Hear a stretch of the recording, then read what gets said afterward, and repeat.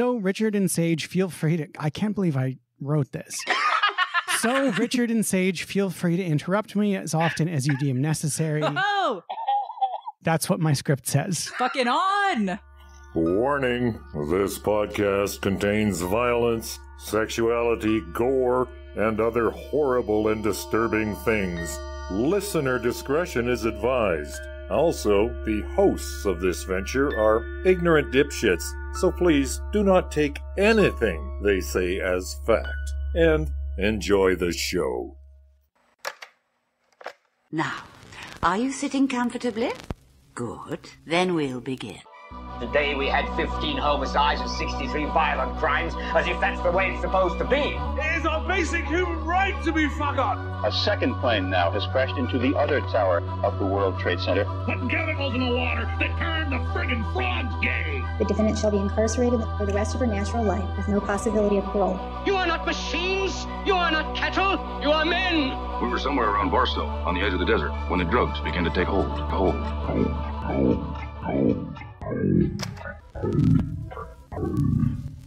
Occultae Veritatis.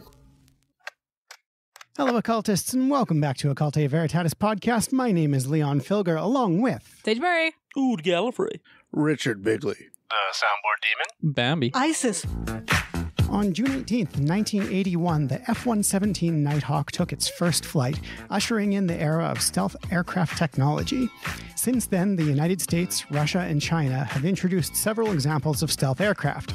On today's episode, we'll be talking all about the rise, and I would argue fall, of stealth technology. Before we get into the meat and potatoes of stealth, it's time for What's Your Poison? So, what's your poison?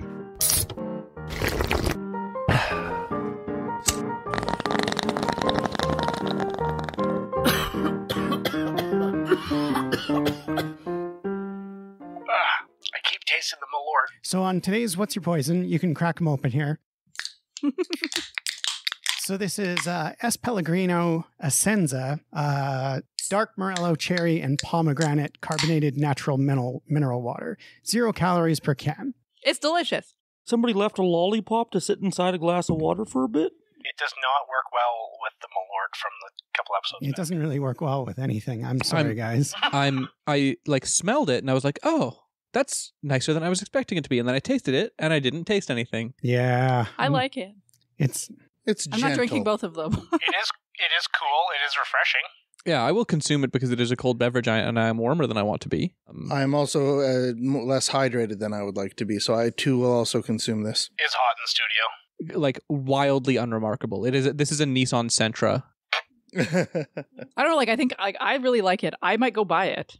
Okay, I would drink this if I was at a resort and the tap water was sketchy. Yes.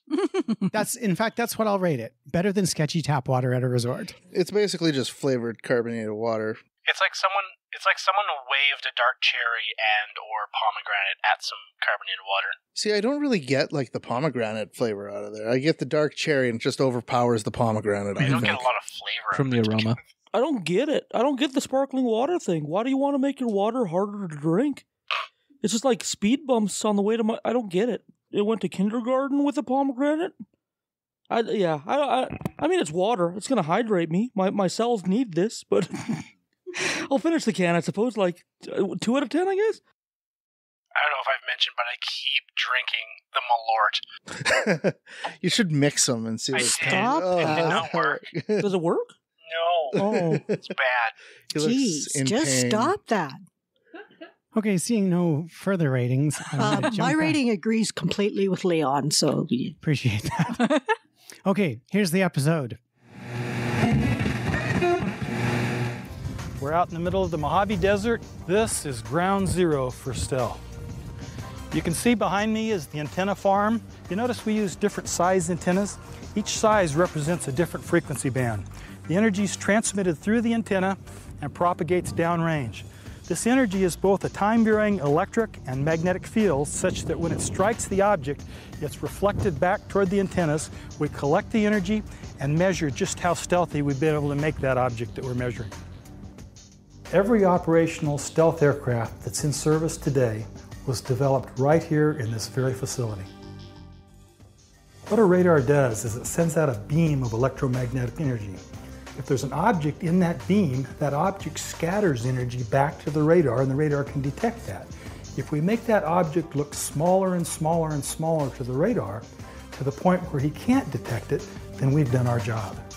I am Alan Brown, and I was the program manager and first chief engineer for the F-117 stealth fighter. Okay, let's talk about how stealth works on a real airplane. Very simply, if I'm looking at a flat surface at right angles to the radar, if something like this were 1 square meter, it would have a radar return of 1,000 square meters. If I move it back just about 8 degrees, not very much, it drops from 1,000 square meters to 1 square meter. And if I move it down to a very shallow angle, like about 20 degrees to horizontal, it's now down to 1/10 millionth of what it was when it was up there. I have two unwitting co-presenters for today's episode. The first is Richard Bigley, whom I expect to disagree with everything I say, and Sage Murray. I don't agree to that. Fuck you. And Sage Murray, who will have no idea what I'm talking about. Who's Sage Murray? And will require near constant clarification. What's clarification? These are important roles. What's a role? This is both a controversial and highly technical episode. So Richard and Sage, feel free to... I can't believe I wrote this. So, Richard and Sage, feel free to interrupt me as often as you deem necessary. Oh! That's what my script says. Fucking on! Past Leo fucked you over hard. Oh, man. Yeah. So, I'd be remiss if I didn't begin with a simple definition of stealth technology. Thank you. Now, in this definition, I'm referring only to technology used on aircraft. In fact, there are several ships and land vehicles that utilize stealth, but we'll just be focusing on aircraft today.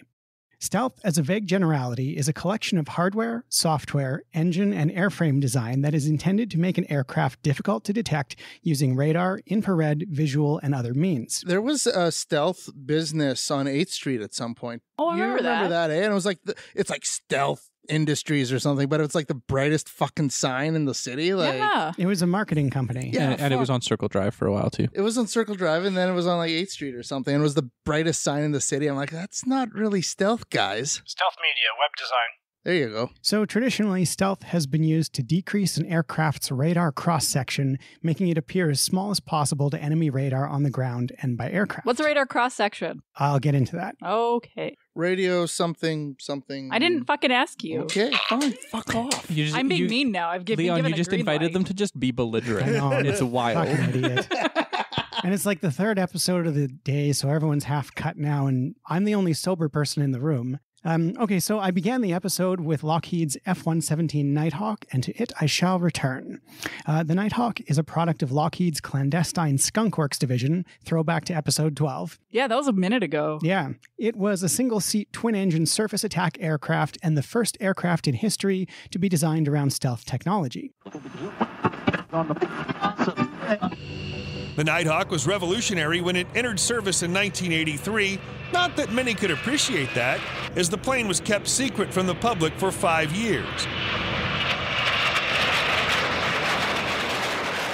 When Lockheed rolled out the first 2 prototypes in 1977, the angular aircraft looked like nothing that had ever been seen before or since.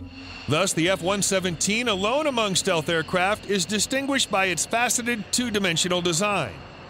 The constraints this imposed meant the design was aerodynamically unstable. The Hablu prototypes earned the nickname Wobbly Goblins, and both crashed during the testing process. The Air Force was nonetheless encouraged by their effectiveness at evading radar detection and gave the go-ahead to produce a production aircraft designated the F-117. The first F-117A rolled off the production line in 1981. In all, 64 were built through 1990 at a program cost of $111 million per plane. Now, before I go further with stealth, it would be prudent for me to talk about what stealth is intended to hide from. First and foremost, and most notably, is radar. Thank you. Now, the Oxford Canadian Dictionary describes radar as, quote, a system for detecting the presence, direction, distance, and speed of aircrafts, ships, and other objects by sending out pulses of high-frequency electromagnetic waves that are reflected off the object back to the source. And radar has been in use since World War II. Like echolocation. Yeah, but with radio waves. But with radio waves, yeah. Cool. Instead of... Yeah. Second... It's boo boo boo boo. Second is infrared. So infrared is a band of electromagnetic radiation that identifies an object's heat signature. So the hotter an object is, the higher its infrared signature. My infrared signature is fucking off the charts. So the hottest part of an aircraft is its engine exhaust. So care has been taken... You do look like engine exhaust. I accept this. And so care has been taken in some stealth designs to cloak the ass end of an aircraft's engine. Cool. Finally, the visual appearance of an aircraft can give it away to the enemy, which is why most stealth aircraft are painted in a flat black radar-absorbing paint. That one's gray. Yeah, why is that one gray? It's a radar-absorbing paint that happens to be gray. Could they make it like red or yellow or something? No. Black, gray. Like fucking highlighter color paint? I don't know. No, they don't do that. Although there was one F-117 Nighthawk that had its underside painted like an American flag. So Doesn't that kind of defeat the purpose? Wasn't super stealthy. Oh, okay. This is the practical side of things, so I'm sure you're all interested in how we actually make radar-absorbed materials. This is where the science and engineering comes in. Generally speaking, we will look at a range of different types of additives and put them into a matrix, a polymer matrix or a rubber matrix or a paint, and manufacture a number of different concentrations of these absorbing additives. We do accelerated environmental stability tests on these materials to make sure that they won't rust in time and be environmentally stable. We make up a full data set of these materials from 0 to however much the matrix can hold. And once we've done that, we then go and measure it over the microwave frequencies of interest using a vector network analyzer system. This vector network analyzer goes from 50 megahertz to 50 gigahertz. We've also got a millimetre wave system that can measure the reflections over 90 to 140 gigahertz for future missile systems. And basically what we'll do is we'll place the sample, shown here in blue, in between two microwave horn antennas, measure the reflection and transmission through the material. And once we've got these reflection and transmission data, we can then turn it into the electrical and magnetic properties of the materials at the frequencies that we're interested in. So in this case, it's the complex permittivity and permeability, which we then take that data for the range, for all the concentrations that we've measured, that we've manufactured, and then throw them into an optimization program, which we developed to spit out a recipe for the frequency band that we're interested in, and the program will optimize the layers, the number of layers, the concentrations and thicknesses of those layers, work out what the reflection is from that material, and then spit you out a recipe which says layer 1 is 1 millimetre thick and 10% additive, layer 2 is 2 mils and 20%, etc., etc. Once those recipe has been made up in the lab, we then stick them together, put them into our compact anechoic chamber, our compact range, and measure the performance of the material that's made at normal incidence, shown on the left, and at off-normal angles of incidence, which is shown on the right there. So we can make sure that the material acts the way it's supposed to. We can make any fine-tuning if it needs to be a little bit thicker or a little bit thinner or whatever, the concentration is slightly changed. We then go back to the manufacturers and say, okay, tweak it a little bit, stick it together again and say, right, okay, it now works. Don't they like paint like fake cockpits on the bottom of those things? Only on Canadian and RAAF F-18 jets. So Canada and Australia, and once for a brief time on F-4 Phantoms of the Marine Corps, they adopted that strategy as well. But false canopy paint is more or less a Canadian-only thing. But I don't know. Is it actually effective? Like, has there been a study done on that? Because to me, I'm like, if you see a plane and you see its underside and it's flying respectively in reverse, then it's like, well, obviously you're kind of doing it the wrong way. Well, it's not flying in reverse. It's flying upside down. Yeah, but what difference does it make, though? Because if you're shooting at it. Well, I mean, the difference is that it can pull a positive 8 Gs, but it can only pull negative 4. So if you're seeing the aircraft like the image that Demon has put on the screen with the false canopy there, that's a CF-188 Hornet.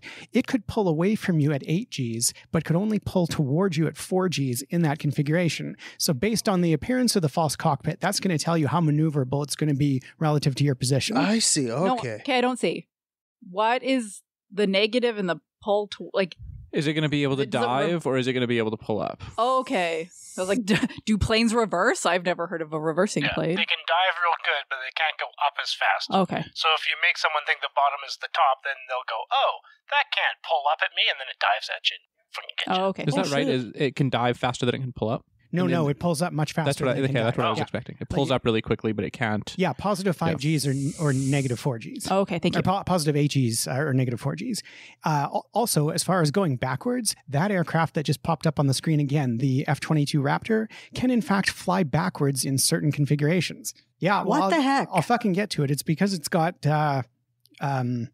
engine exhaust output that is variable. So it can point its own exhaust up or down in order to do a movement called the Cobra, which then if it pulls up into an unrestricted climb, then cuts its thrust, it can slide backwards through the air. Cool. Still gaining lift in reverse and then pull out of it into a downward attack mode. I've danced under the name unrestricted climb.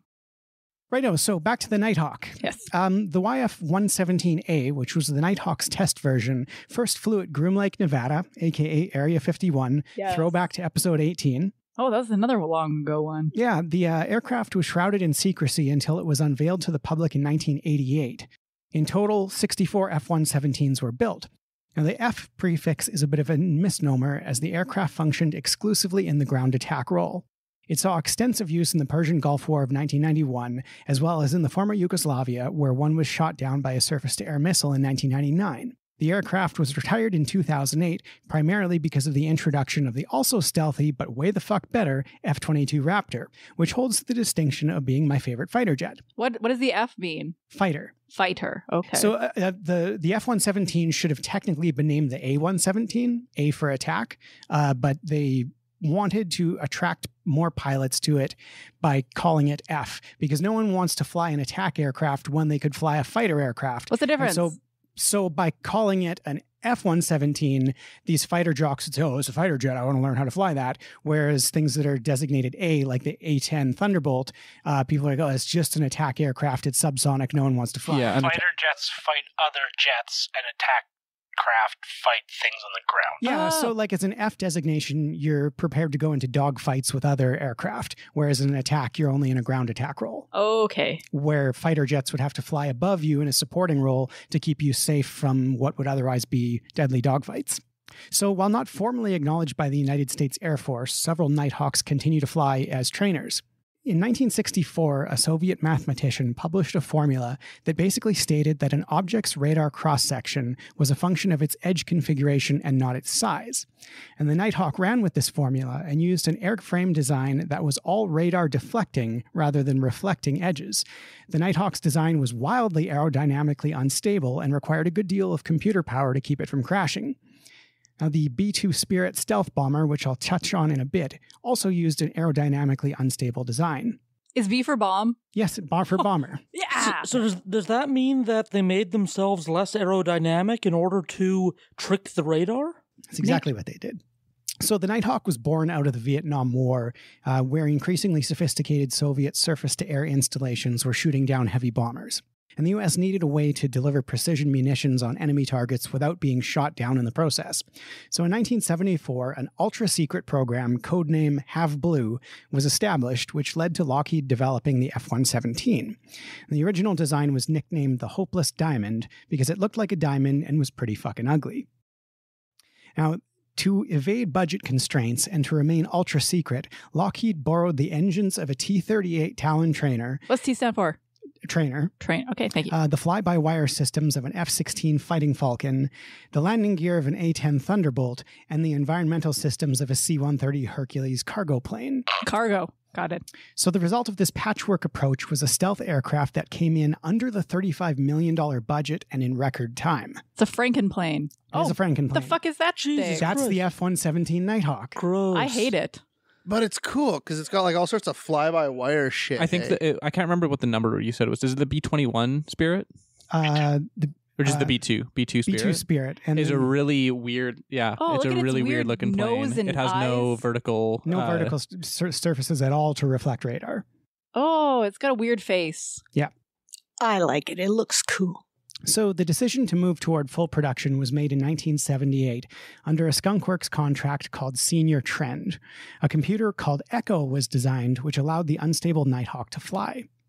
So the main stealth feature of the Nighthawk were its facets, which scattered 99% of an enemy radar signal. Yeah, the aircraft was so secret that when one crashed in 1986, all the debris was replaced with the remains of an F-101 Voodoo interceptor before any civilians were allowed on site. Wow. Yeah. So the Nighthawk was the size of an F-15 Eagle, but had poor flight performance. It wasn't supersonic, it had no afterburners, it had a poor rate of climb, and it couldn't carry many ordnances. All of its flight characteristics were sacrificed for stealthiness. It looks like a stupid bunny. Yeah. Also, question, was it the F-117 or the B-2, or is it a different plane that leaked fuel That's until the SR-71 SR-71. and the A-10, or the A-12. Which leak fuel until they get up to speed. Okay, so the SR-71... What's SR? It's a reconnaissance plane. Okay. So the SR-71 is a Mach 3 plus high-altitude surveillance plane. It can fly at 90,000 feet. It uses a special kind of fuel just for that type of airplane because its engines perform both as traditional turbojet engines and as ramjet engines at high speeds. And the cones you can see at the very front of those engines actually move in and out of the engine casing depending on its speed, so that its bow shock coming off the nose of the plane doesn't interfere with supersonic air entering the engines. So the thing is made entirely out of titanium with a radar-absorbing coating on it. And the problem with titanium is that it's very stretchy. Didn't they invent titanium to make the SR-71? I'm pretty basically? sure titanium comes out of, Or like they invented it on some earlier airport or airplane project? The earliest titanium alloys experimented with were actually on the Canadian CF-105 Arrow. Oh, okay. And then the Canadian brain drain were a bunch of Avro scientists who left Canada and went down to the United States to design the SR-71, as well as the Apollo moon capsules. Cool. And that flashback to an earlier episode on the Avro Arrow. Wouldn't it have been much easier for me on behalf of the government to have continued the Arrow? It was a beautiful aircraft. Wonderful. Didn't operate very far. But it was a fine example of workmanship. I had to make, in the finality, that decision. For over every prime minister's desk hangs that motto that was referred to one time by President Truman: the buck stops here. If he makes a decision that's wrong, it can't be repaired. All prime ministers who've been successful in this country have been condemned because they did not make off-the-cuff decisions. Well, I realized what would happen in connection with the Arrow. When one's faced with a problem like this, there is a higher source of strength. If one doesn't have that higher source of strength, he can never bear the attacks made on him or the statements that one wouldn't make about anyone in private life. He has to have that strength and that faith. He has to believe. He has to be assured that ultimately right is going to triumph. This came to me. I knew that 10,000 men and women would be out of work, ultimately, by this decision. I knew that a great industry that had been established would be weakened, but it was right to end it. Fuck Diefenbaker. Yeah, fuck Diefenbaker. So anyway, the SR-71's fuel tanks were made such that because the aircraft stretches up to a half a foot when it gets up to Mach 3, because when you're traveling that fast, air particles that slam into your plane create a great deal of heat friction. And that heat friction caused the fuselage to expand, because we know as things get hotter, they expand. And the fuel tanks...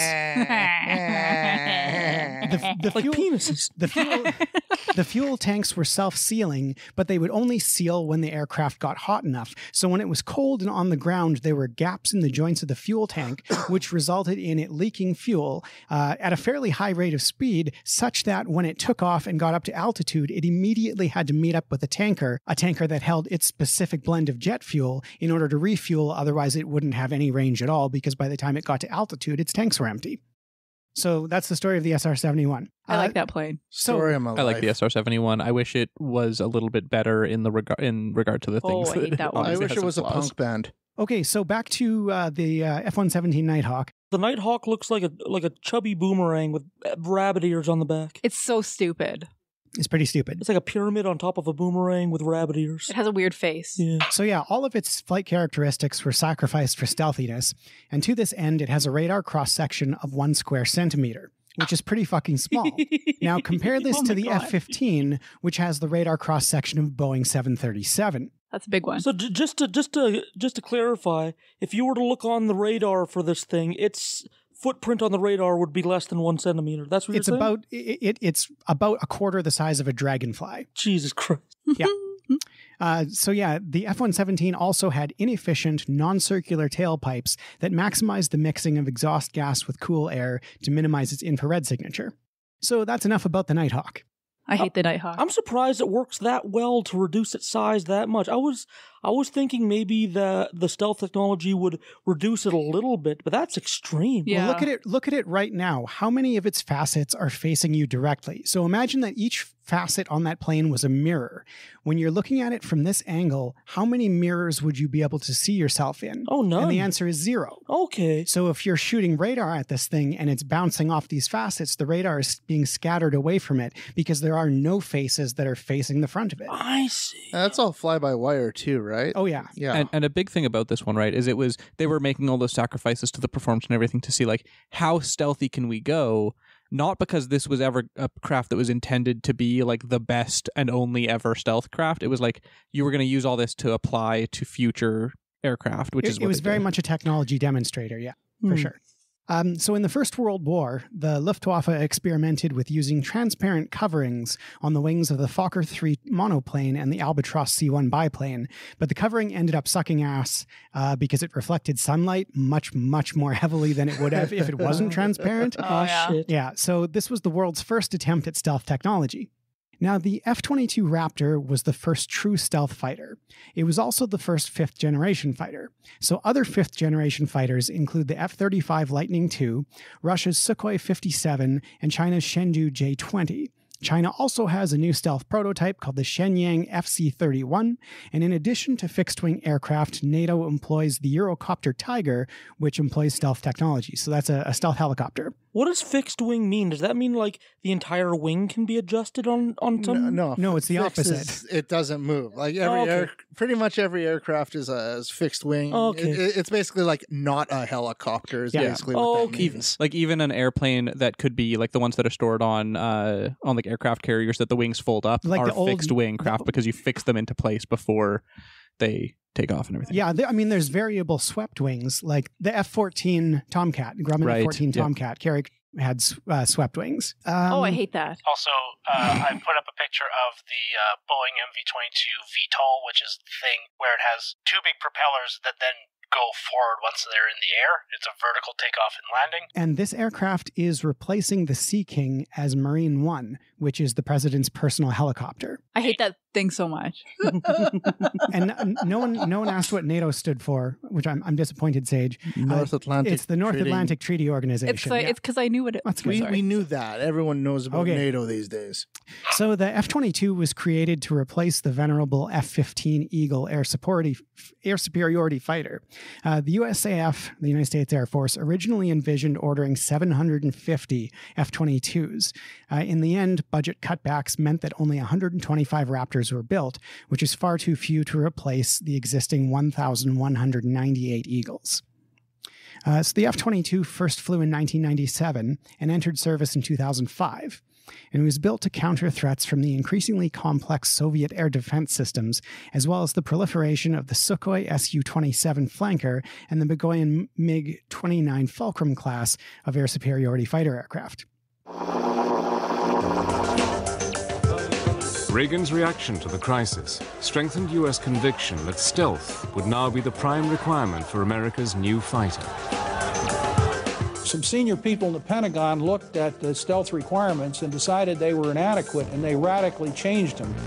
So stealth became a really major, dominant requirement in the program. In this politically charged climate, the U.S. Air Force created its Advanced Tactical Fighter, or ATF, System Program Office. Based at Wright-Patterson Air Force Base in Ohio, Colonel Albert C. Picarillo is placed in charge of the division. One of the things we really wanted was the ability to leverage stealth in a high-performance fighter. And we also wanted this high-performance fighter to still be capable of good close-in, within visual range maneuvering capability. In fact, we wanted more than just existing capability in some areas. The manufacturers are invited to submit concepts for an aircraft with an operational radius of 800 miles, enough to allow it to operate over the entire central region of Europe from bases in central England. It should have low observable characteristics and be able to cruise at Mach 1.5 for an astonishing 600 miles. We weren't building an airplane for the 1990s, although that was what we were trying to do. We were really building a fighter for the 21st century that could take on all of the advanced threats that the Soviet Union was likely to throw at us. And on September the 29th, at Edwards Air Force Base in California, Lockheed Chief Test Pilot Dave Ferguson prepared the Raptor for its maiden flight.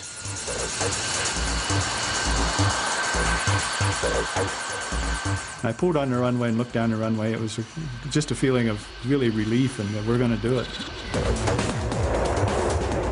And I ran the airplane up to 80% military power. And the acceleration was just amazing. I mean, it was like an F-15 in full afterburning.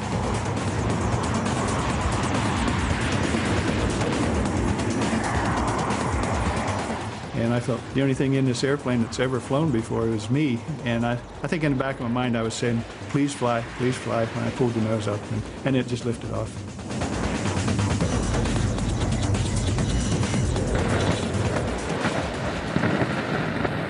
In July 2009, production of the F-22 was permanently halted, with program resources being shifted to the newer Lockheed Martin F-35 Lightning II multi-role stealth fighter, Boo. Lemon, and Money Pit. Boo! Fuck Those the are fun names. F-35. That's bullshit. If we could see a picture of the F-35, that would be helpful.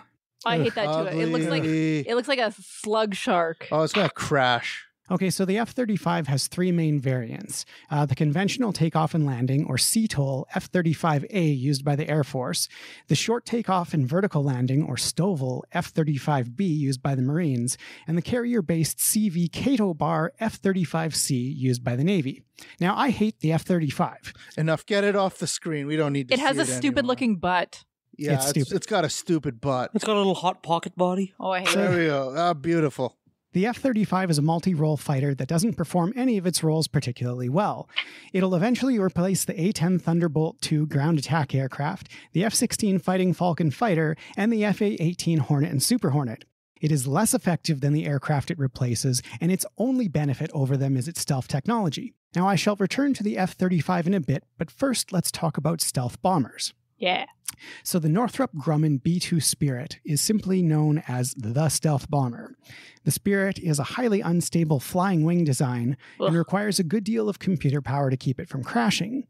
The B-2 joins the Rockwell B-1B Lancer and Boeing B-52 Stratofortress as the cornerstones of the United States Air Force's bomber force. Looks like a B-52. high manta ray. Bring up a B-52. That's fucking awesome. I love those ones. Okay. Can we look at a B-52? I also love their band. So the B-52 is nicknamed the Buff. I do suggest anyone There we go. stop and Google all these things, take a good look, and then our stupid quips will make a little more sense. So the F-35 replaced the A-10. Is going to replace the A-10 in the ground attack role, for which it's not even remotely qualified. Like the A-10 is such a perfect... The A-10 is built around a rotary cannon. That was the first part of the aircraft. They got a rotary Gatling gun and built a fucking plane around it. 4, 3, 2, 1. First 4, 3, here's 2, 1.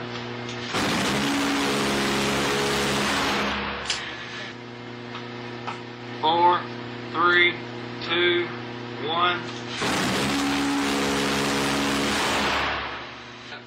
Well, and it's cool because the engines are on the fuselage on the A-10 and back, which means when it's on the ground, it's got faster turnaround service time than like anything else because you don't have to kill the engine. You can land it on gravel. You can land it on grass. You land it, you put anywhere. your munitions on there and then takes off again. The engines are still flying. You don't have to be worried about being sucked into them or nothing. There's a famous picture of the gun that the A-10 was built around, which is called the GAU-8, where it is literally bigger than a Volkswagen Beetle. Also, fun fact, the GAU-8, when fired full auto, has more recoil than the plane has thrust. Yeah. Which means if they fire for too long, they will fall out of the sky. So the thing about, because if the F-35, its only benefit is stealth, and it does everything else worse, you don't need, like stealth doesn't work against someone on the ground with an anti-air javelin. No. Just like firing, or just a rifle shooting at you, or a machine gun just shooting at you. Like, that completely baffles me. I don't understand why that choice would be made. There's got to be some dark money that exchange hands, because the F-35 is a piece of shit. Really. Anyway, so back to the bombers. The B-21 Raider, which looks like a smaller version of the B-2, is set to enter service later this decade. And the Raider is pretty cool. It's also a flying wing design, but it's being manufactured in two different versions. One that has a couple of pilots, and another version that is controlled completely by a computer. No. Yes. No. This thing will fly with two people in it. Don't believe you. Yeah. That looks like something that you designed on like MS Paint. Yeah, it's flown. It kind of looks works. sci-fi, you know. I hate that. It's something out of sci-fi. It's a boomerang. Just for everyone who hasn't Googled the image, it just looks like a boomerang. So bad. Very geometric. And sculptural. I like It's Sokka's boomerang. So the B-1B and the B-21 Raider's stealth comes from a combination of reduced acoustic, infrared, visual, and radar signatures, which is called multispectral camouflage, to evade the various detection systems that can be used to detect and be used to direct attacks against an aircraft. So the F-22 and the F-35 are not the only stealth birds at the party. The Chinese fly the Chengdu J-20 stealth fighter, and the Russians have the Sukhoi Su-57.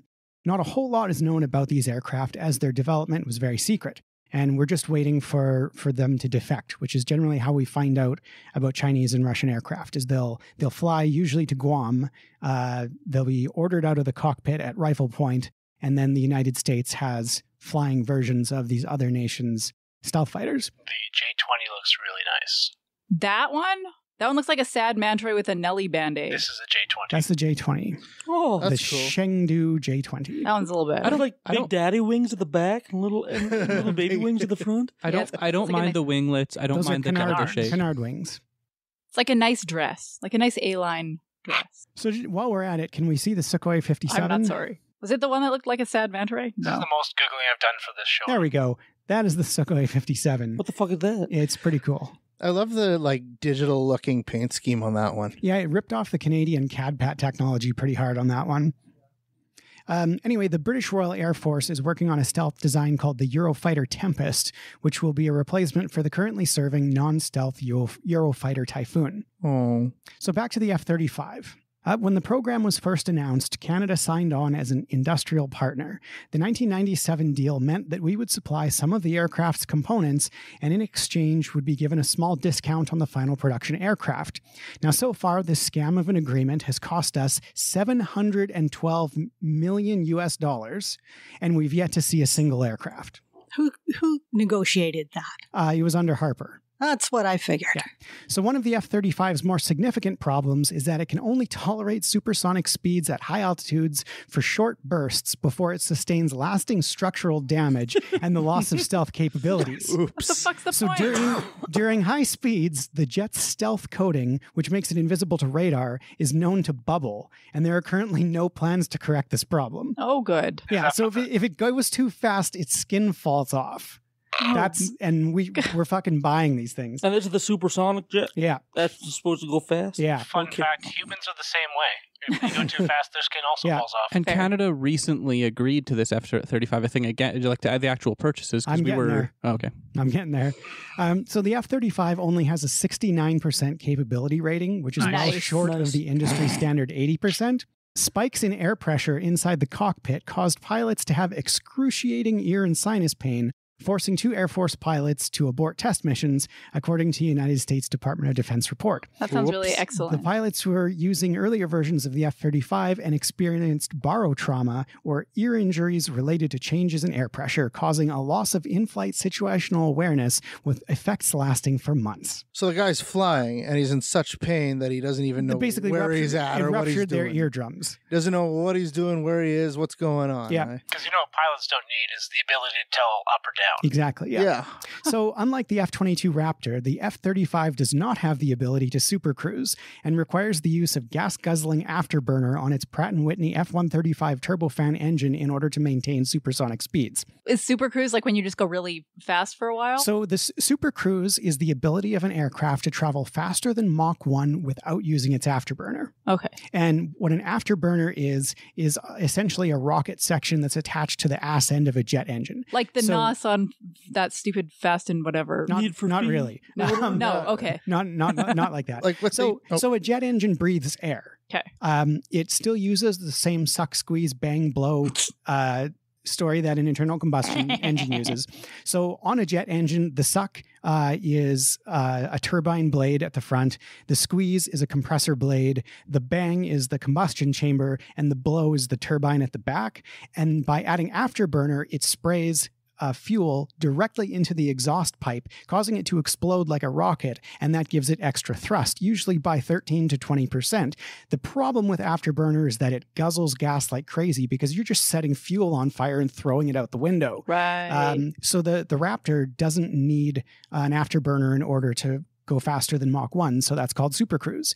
The F-35 doesn't have that capability, so it's got to use its afterburner if it wants to go supersonic. And consume that much more fuel. That much more fuel. Yeah. Okay. So every hour of flight in the F-35 costs $36,000 US on average, Okay. with Lockheed claiming that it can reduce the cost to $25,000 over time. But by comparison, So the affordable. larger and equally complex F-22 runs at just $22,000 per hour of flight. So the F-35 is a shittier version of the F-22. It does everything the F-22 does, but worse. It's not an air superiority fighter, and in its current state within the Air Force, the F-35 requires the F-22 to protect it while it's in ground attack mode. So, okay, the F-22 Raptor, like, is there some reason, like, is the design compromised or something where, like, we think the enemies of the nation would like be able to counter it or something, or like why? No, it's in the Raptor was a unique program in that Congress banned it from export. So the only nation that flies the Raptor is the United States. And during early development of the Raptor, they had considered a navalized version for the U.S. Navy, which would have gone on board the ships instead of the F-35, which has got vertical takeoff and landing capabilities. Because the Raptor wasn't exported, the United States didn't have those economic benefits of building Raptors with other companies outside the continent. The Raptor got killed because it wasn't good at ground attack specifically. It was a dogfighter. Like the Raptor replaced the F-15, or tried to replace the F-15, because the F-15 was the best dogfighter in the sky, and arguably without the Raptor, it still is. The F-15 was a huge plane. Like it's almost as big as a 737. It carries a hell of a lot of fuel and is a great interceptor. The Raptor, not so much. The Raptor was designed to tango, and tango it does really, really well.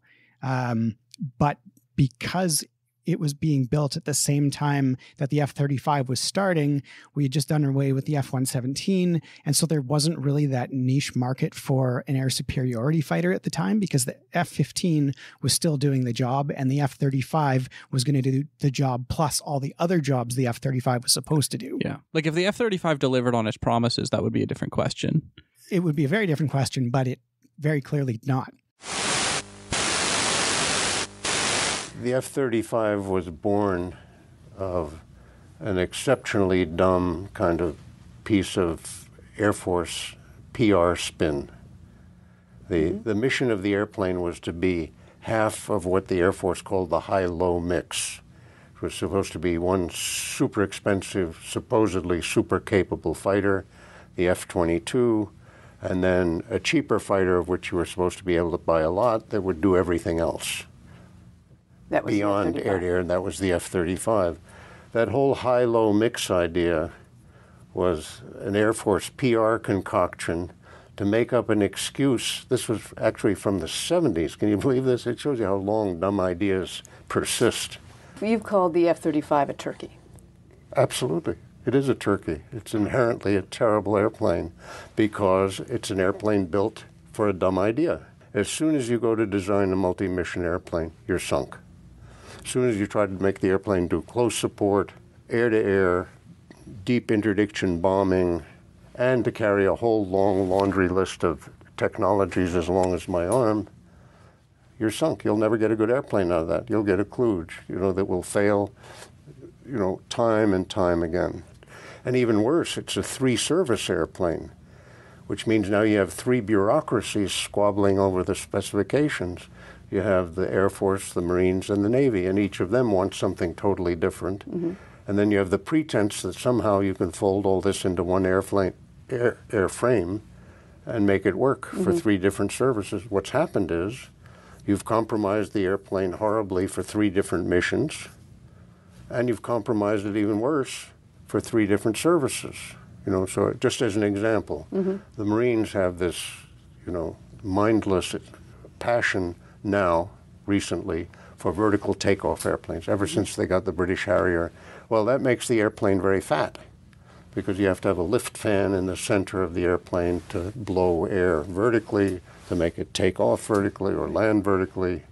So now you have a great big fat center section. Now you have too much drag. It turned out they put on tiny wings, which helps it to take off vertically, but means it can't maneuver in combat. You need wings to create lift to turn. No wing, no turn.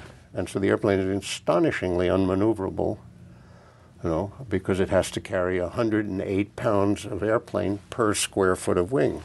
So in air-to-air combat, in dogfights? In dogfighting, it's hopeless. You can guarantee that a 1950s designed MiG-21 or French Mirage would just hopelessly whip the F-35.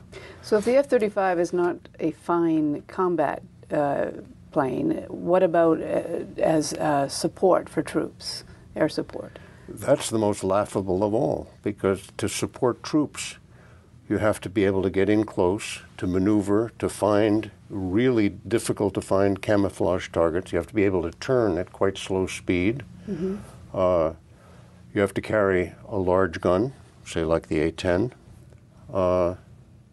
And you have to be able to stay in the vicinity of the troops for 4 to 6 hours. You have to be able to loiter in order to really give them all-day cover when they need it.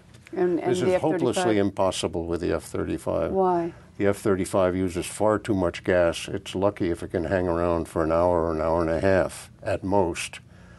The maneuverability is laughable. You couldn't possibly get down in the weeds, as the pilots say, with this airplane and turn in time to see a tank. Remember, a tank is not visible from even maybe from a quarter mile or less. This airplane, at the speeds at which it has to go, because of the tiny wings, remember, it can't maneuver, so it can't fly slow, nor should it in combat, because it's so vulnerable. So what is it good at? It's not good at anything. What about as a bomber? It's a terrible bomber. So it's a terrible bomber, and by the way, because of stealth, it's designed really to carry the weapons internally, right? You can't hang weapons under the wing and still be invisible to radar. So the whole thing, that's another thing, by the way, that makes it fatter and more drag and more fuel consumption and less maneuverable. So you can put 2 big bombs inside this thing, which is a ridiculous payload. So you're telling me it's a bad airplane, it can't do dogfights, it can't protect troops on the ground, it's a lousy bomber, and despite everything that the manufacturer's saying, it's not stealth. Correct. So what is You're the point exactly correct. So what is the point of this plane? The point is to spend money. That is the mission of the airplane, is for the U.S. Congress to send money to Lockheed. That's the real mission of the airplane. And I guarantee you, by the time all the failings of the F-35 have come to light, if Canada is still buying it, they'll be paying $200 million plus. $200 million plus. Plus.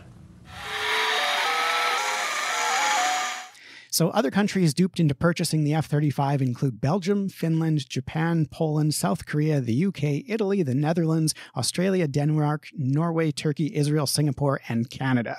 That's so many places. Countries that have expressed serious interest in the F-35 include the Czech Republic, Germany, Greece, India, Indonesia, Portugal, Qatar, Saudi Arabia, Spain, Switzerland, Thailand, and the United Arab Emirates. So basically, the majority of NATO nations and the entirety of NORAD participants are banking on a fighter jet that is plagued by problems, many serious, and which still hasn't achieved fully operational status 15 fucking years after its first flight. So this brings me to the clusterfuck that is Canada's military procurement of its next jet fighter, set to replace our fleet of aging CF-188 Hornets. Now, no one disagrees that the Hornet needs to be replaced and soon, but no one agrees on what it should be replaced with. At one point, the Conservative Canadian government, under Prime Minister Stephen Harper, had sole-sourced the F-35. Later, a Liberal government led by Justin Trudeau announced that it would never acquire the F-35, citing its numerous shortcomings and the fact that it still had not achieved combat operability. More recently, the Liberals flip-flopped, and now Canada is going to be stuck with 88 F-35s for the next 30-plus years. I would just like to point out, I have brought up a picture of a CF-18. There is rust on the wings. There is. Can you bring up a photo of was it the F-15, the dogfighter interceptor? Yeah, the F-15. The F-15 Eagle. I was trying to find a really good picture of it with something to show a size reference, because you mentioned how big it is. Yeah, the F-15 Eagle also had a derivative called the F-15 Silent Eagle, which was a stealthized version of the Eagle. It still had a pretty big radar cross-section, but it was much, much smaller than what yeah, there you go. It's a big plane. It's nothing to sneeze at. Achoo. Canadian aviation history is so sad. We were leading the world in aviation technology when we were building the Arrow, and now we're buying F-35. Yeah, and like just look at the vertical stabilizers on that F-15. Like that thing is built for some serious high altitude flight. Are those big thingies on the back? Yeah. Do you need more surface area to catch like the air at high altitude? That's right. The higher you fly, the bigger your surface area has got to be. So you got to have big wings. You got to have big wings, big control surfaces. Makes sense. The vertical stabilizers, like they look to be almost like 3 stories tall by the looks of it. They're reaching kind of halfway up the roof of that warehouse by the looks of it. Yeah, and the F-15 is fairly unique in having completely vertical stabilizers, because if you cant those suckers at like 45 degrees like we have on both the F-35, the F-22, and the CF-188 Hornet, those tailplanes can then contribute to lift if they are canted as they are. So if you look at that, the thing is gaining lift on its main wings, which are the big ones, and then those vertical stabilizers that are tilted outward actually contribute some lift as well. Oh yeah, I guess. Whereas if they were completely vertical, such as on the F-15, they would do nothing to contribute to lift. They just help with like the slicey fastness. They help with yaw. So I'd like to. I want you to teach. Are you going to talk about Saab fundamentals of flight or something? That'd be funny. Slicey fastest. This one looks like a sad manta ray. So I'd like to deviate from my script for the next few minutes to talk about which aircraft Canada should have acquired. The Typhoon, obviously the Typhoon. So the original slate of offerings were the Lockheed Martin F-35 Lightning II, Boeing's FA-18 E and F Super Hornet, and Saab's JAS-39 Gripen E and F. Also boo. Also considered early were the Airbus Eurofighter Typhoon and France's Dassault Rafale. Boo. Only one of these fighters, the F-35, employs stealth technology. Use a Typhoon. That'll do it for you. Okay, so my argument against the Typhoon is that it's a really old aircraft. Like the thing was first designed in the late 70s. It's pretty well at the end of its life cycle as far as being able to do software upgrades. Combat ready, tested, ready to go. It's a proven track record. And now that it's old, you can get a whole bunch of them used. There's going to be it's going to be like Miata stuff, like because it's so old and there's so many of them. There's so many parts available. It's vintage. It'll be cheap. cheap. It's vintage. It's probably the Typhoon, or probably has the pop-up headlights too, as you'd find on a Miata. Does it have a cup holder? So probably. The problem with the Typhoon is that its mission computer is already as big as it could possibly be to fit in its radome, which is right in front of the cockpit. It doesn't have great interoperability with other NATO nations. And there's certainly also doesn't no have cup holder. interoperability with NORAD, and it's not really great at communicating with other Typhoons while on the battlefield. So it's great to scramble, 2 Typhoons when the Russian bombers come over the pole. It's good as an interceptor. Its range is not great, but it's okay in a dogfight. But if you just have to chase some bombers out of your territory, the Eurofighter Typhoon will get the job done pretty cheaply. Next up, what have we got? Okay. Can we bring up the Boeing FA-18 Super Hornet, please? No, let's not. Richard would prefer not to. I like the Gripen, just to be clear. Hold on. So the Boeing Super Hornet here is a larger version of the Hornet that Canada currently flies. Now, a lot of people figure they're quite interoperable because it's the same plane. It's still called the FA-18. But the bigger Super Hornet is essentially a new aircraft in its entirety. Its wings are notched. It's got a slower top speed. It can hold a lot more fuel, so it's got greater range. It's also carrier ready, just like the original FA-18, but it is a different plane with different hardware, and it would have been a pretty good choice for Canada. Unfortunately, it was excluded early on. But if we had to go with like a good compromise for a replacement, the Super Hornet could have done it. I like it's got the little swoopy thing at the front. It does have swoopy things. Yeah. So the other offering that got knocked out was the Dassault Rafale, which looks an awful lot like the Eurofighter Typhoon because it was built around the same platform. Originally, France had signed on to help build the Eurofighter, but then they got into a scrap with the UK government and decided to quit. They pulled out and then started their own Dassault Rafale, which was basically based on the blueprints of the Typhoon and has the same flight characteristics thereof. It's a very beautiful, beautiful jet. No, it looks like it has a bad toupee on.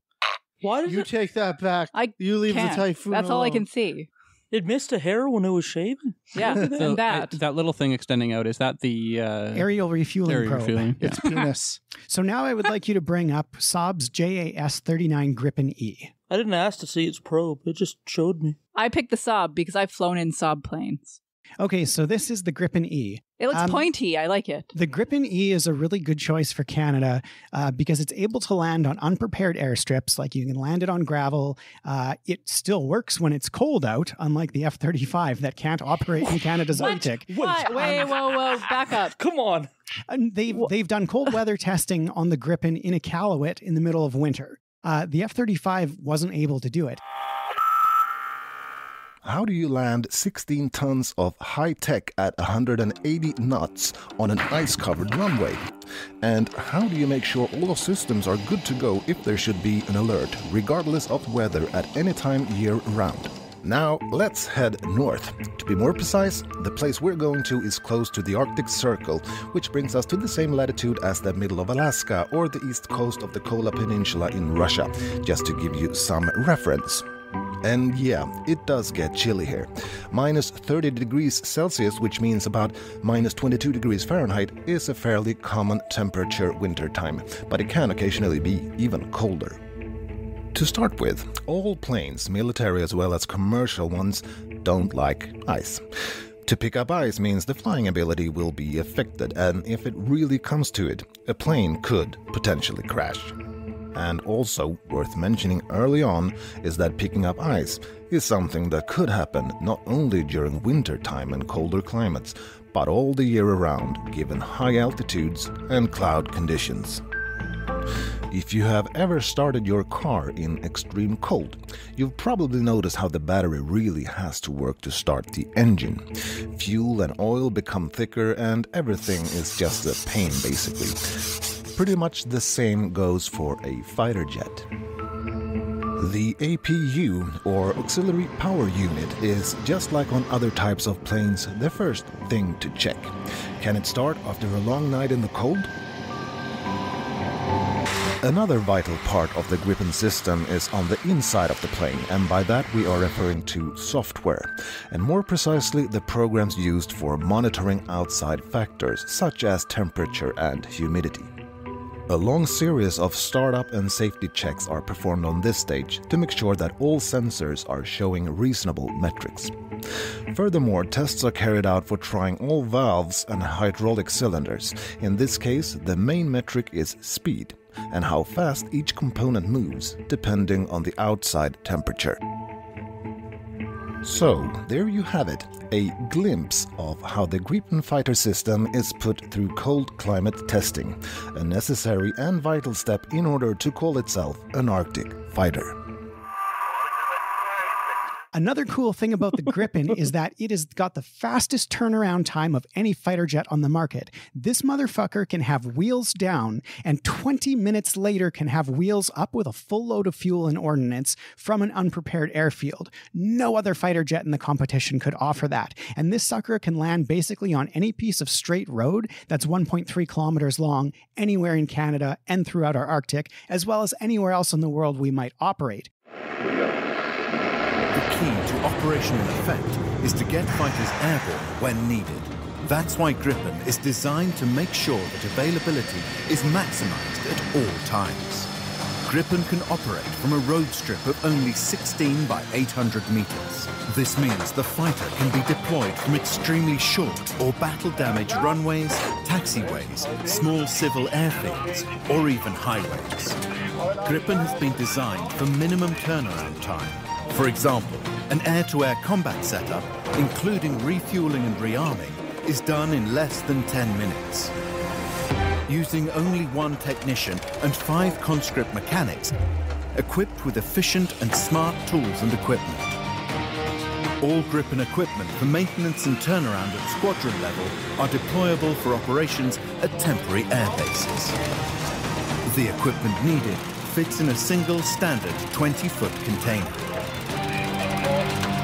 Gripen fighters can be airborne right after the scramble signal, requiring only engine start and final automatic startup tests.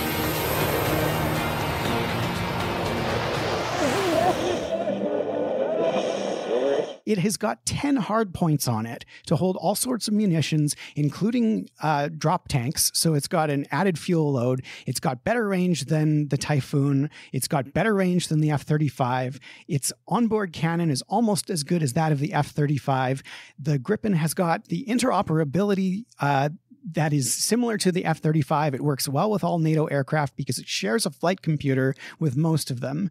And Gripens have this ability to work as a pack where one aircraft can do all the sighting of targets, send that information instantaneously to the other Gripens in the pack, and then they can all fire on that target, which means that one Gripen with 10 hard points that have all got missiles on them can effectively control 5 Gripens with 50 missiles on them, all from the same platform, which also means that if one of the aircraft in the formation is disabled, its weapons can still be fired while it's going to make a crash landing because it's got control from other Gripens that are in the area. The off the runway in 20 minutes thing, that's like a guarantee, right? That is a guarantee by Otherwise, Saab. your pizza's free. Yep, 20-minute turnaround. Fans of the late 90s Star Wars X-Wing Rogue Squadron book series will know that connecting your computers together so that you can all fire at the same target or whatever is actually from a long, long time ago in a galaxy far, far away.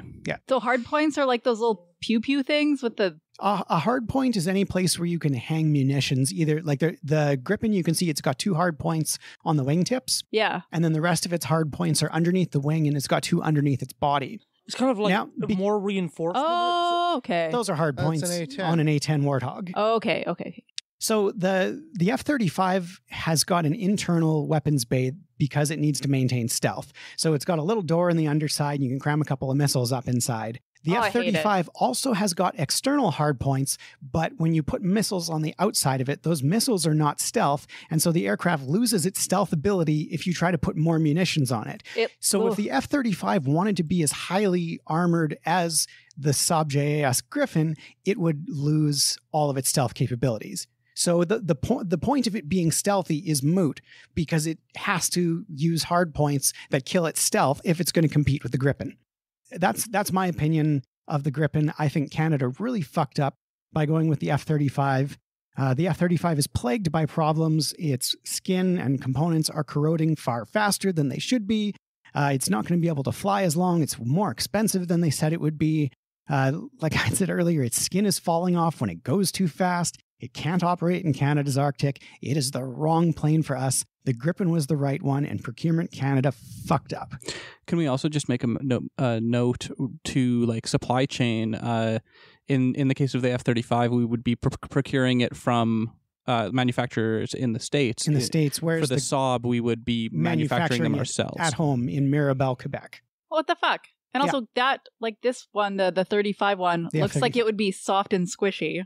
It's not. Then, it's the slowest stealth fighter ever made. Yeah, and like, then they just the took Saab looks sharp and pointy. Yeah, if this jet rolls up, it ain't taking your girl. I'm sorry. No, it's not happening. No, but that one, that one's taking your girl. Yeah. What are the things that look like bodies laying there? Those are bodies. Those are bodies. The specific picture, and we'll make sure there's a link to it somewhere, is showing like the engine and some munitions and some people and other supplies outside of it, showing kind of like what goes into the plane to make it work. Yeah, and the Gripen also has got a really cool helmet-mounted computer system. So unlike other planes that use just a stock off-the-shelf helmet, there's a helmet designed by Saab for the Gripen that essentially gives you a heads-up display inside your helmet that feeds critical flight and weapons information to you onto the front of your helmet so that wherever you look, and the Gripen has got sensors on its ass end so that if you as a pilot look behind you while wearing this special helmet, you can see through the body of the aircraft. You can see through the tail. So if there's something coming up on you from behind and below, you can see through the fuselage at it because of those sensors on the back and bottom of the aircraft. Why the fuck didn't we get this one? The F-35 can't do that. Sounds important. It's super important. It's like having a backup camera in your car. Like, that's why the fuck would the F-35 not have that? But it doesn't. And the F-35, to its credit and discredit, also has its own helmet, its special helmet, but it costs more than 3 times as much as Saab's helmet and does exactly the same thing, except it's heavier, so the pilots are getting neck cramps. Oh, boo. So all this talk of stealth technology begs the question, do we really need stealth? And I propose no. In order to achieve even a moderate amount of stealthiness, an aircraft must sacrifice speed, maneuverability, range, and ordnance capacity.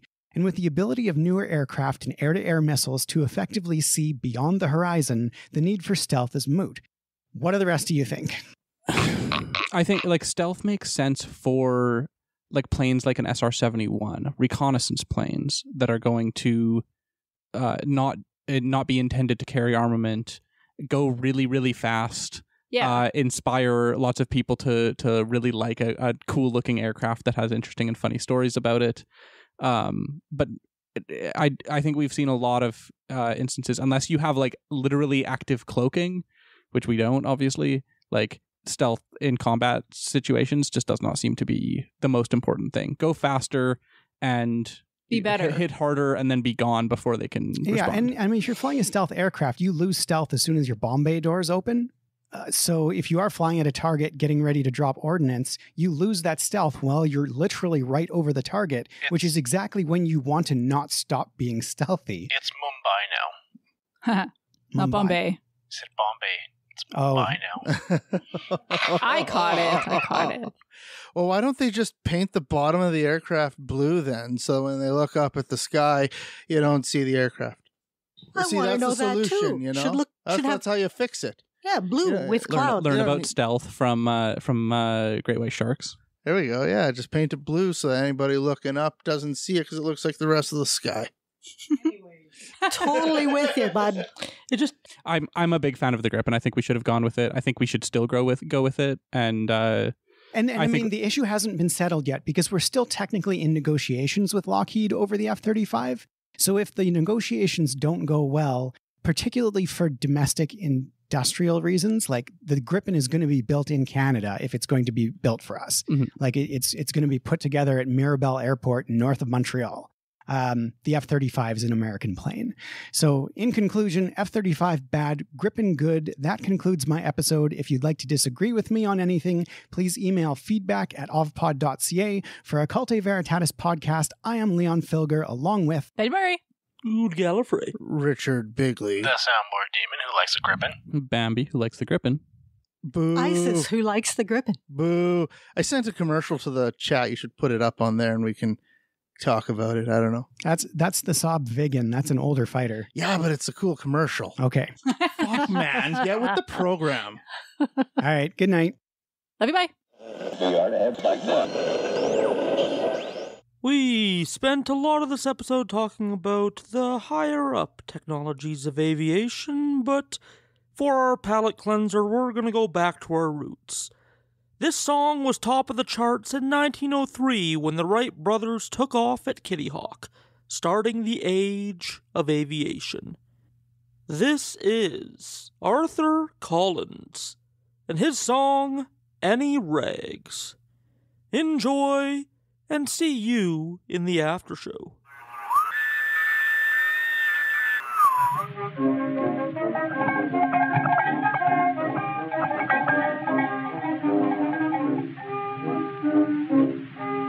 Did you ever hear the story of Ragged Jagged Jack? Here he comes down the street with a pack on his back. He comes in the morning and he comes at night, and he gobbles up everything in sight. He wakes up the neighborhood for miles around. He's a regular alarm clock, always wound. He gets beneath your window when you try to get to sleep, and yells in a voice so loud and deep. Any rags, lady? No rags today. All right, lady. Any rags? Any rags? Any rags, any bones, any bottles today? There's a big black rag figure coming this way. Any rags? Any rags? Any rags, any bones, any bottles today? It's the same old story in the same old way.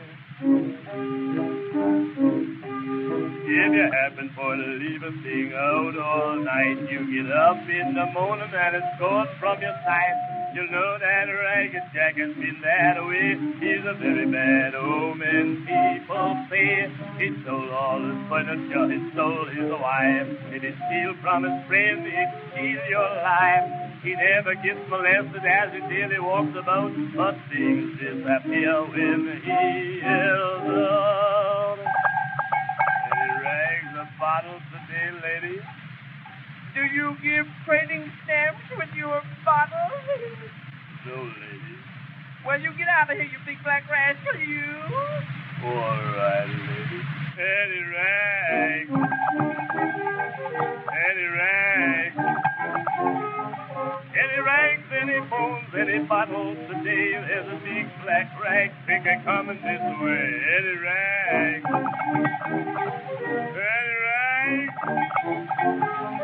Any rags, any bones, any bottles today. It's the same old story in the same old way.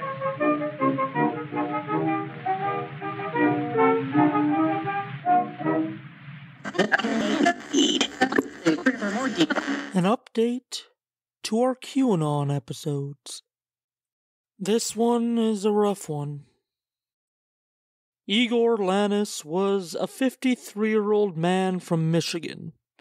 According to an interview with his daughter, Igor was swept up into the QAnon cult shortly after Donald Trump lost the 2020 election. At one time, he was a doting father, a car designer, with no history of violence. But come 2020, he became obsessed with the idea that Joe Biden stole the presidency from Donald Trump, and he became more isolated, more radical as he stopped spending time with friends and family and spent more and more time in QAnon communities consuming conspiracies. He started out being skeptical of the election and moved on to more and more radical theories. He insisted family members watch videos about 5G towers, vaccines, and lizard people taking over the government. And according to this surviving daughter, she believes that QAnon was the major contributing factor to what led next. Trigger warning, death, murder. as claimed by the daughter, because he feared these conspiracy theories and the deep state people behind them, he started to keep more and more guns in the house, loaded and ready, this September 2022.